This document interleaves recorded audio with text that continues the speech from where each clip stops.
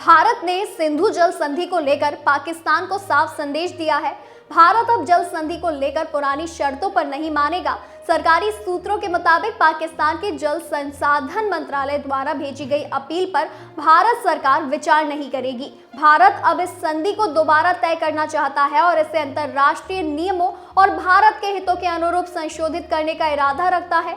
सूत्रों के अनुसार भारत का मानना है कि सिंधु जल संधि सितंबर 1960 में भारत और पाकिस्तान के बीच बनी थी। उस समय गुडविल और मित्रता के आधार पर तय की गई थी, लेकिन बीते 3 दशकों में पाकिस्तान ने आतंकवाद को बढ़ावा देकर उस भरोसे को तोड़ दिया है।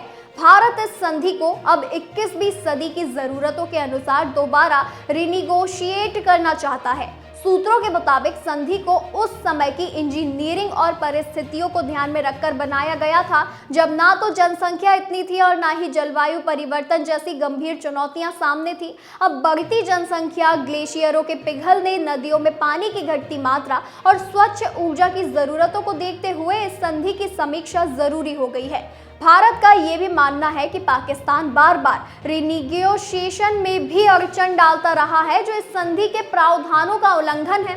सूत्रों ने यह भी स्पष्ट किया है कि भारत अंतर्राष्ट्रीय नियमों का उल्लंघन नहीं करेगी, लेकिन वह अपने हिस्सों का पानी जरूर लेगा।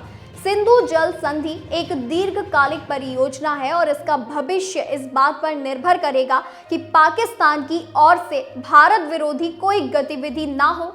पाकिस्तान की हालिया अपील को लेकर सूत्रों का कहना है कि भारत अब पुराने ढांचे में वापसी नहीं करेगा। सरकार का रुख स्पष्ट है कि अब जल साझेदारी की बातचीत भारत के रणनीतिक और पर्यावरणीय हितों के अनुरूप ही होगी।